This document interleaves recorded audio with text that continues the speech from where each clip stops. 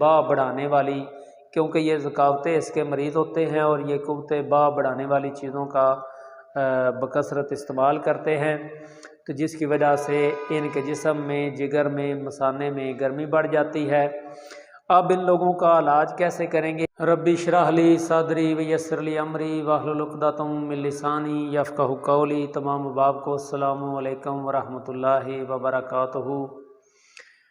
قانون مفرزہ میں جو آج کی کلاس ہے اس کا عنوان ہے جی معدہ، جگر اور مثانہ کی گرمی کے بارے میں بتائیں۔ جب گرمی کا ذکر کریں گے تو ظاہری بات ہے یہ گرم خشک نبض ہوگی، اور ایسے لوگ جن کی یہ گرم خشک نبض ہوتی ہے ان میں یہ معدہ، جگر اور مثانہ میں گرمی پائی جاتی ہے۔ ایسے لوگوں میں جو مزید علامات ہوں گی، ہاتھ پاؤں ان کے جلیں گے، گرمی برداشت نہیں ہوگی، آنکھیں زرد ہوں گی، جلد کا رنگ زرد ہوگا، کمی خون، کمی بھوک، قبض ان کو ہوگی، ان کے جسم میں زیادتی صفرا ہو جائے گی، جس کی وجہ سے بے چینی، گھبراہٹ، پیشاب زرد جلندار آئے گا، اور ریا، معدہ افارہ، چہرے پر سوجن آ جائے گی، بد ہضمی ہوگی، گیس اور بدبو، گیس جو ان لوگوں کو آئے گی وہ انتہائی بدبودار آئے گی۔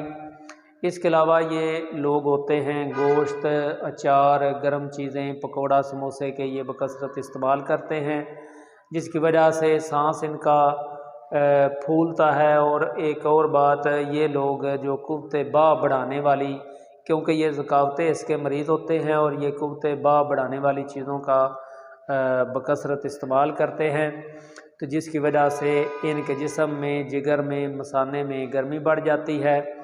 اب ان لوگوں کا علاج کیسے کریں گے؟ ایک تو یہ صبح خالی پیٹ گاجر کا مربع استعمال کریں اگر انہیں شوگر نہیں ہے تو، اور اس کے علاوہ ان کو دیں گے جی 5 ملین دیں گے۔ 5 ملین میں چیزیں آتی ہیں، سونڈ 5 تولہ ہے، نشادر 2 تولہ ہے، فلفل سیاہ ہے 1 تولہ، اور برگ سنا مکی 8 تولہ۔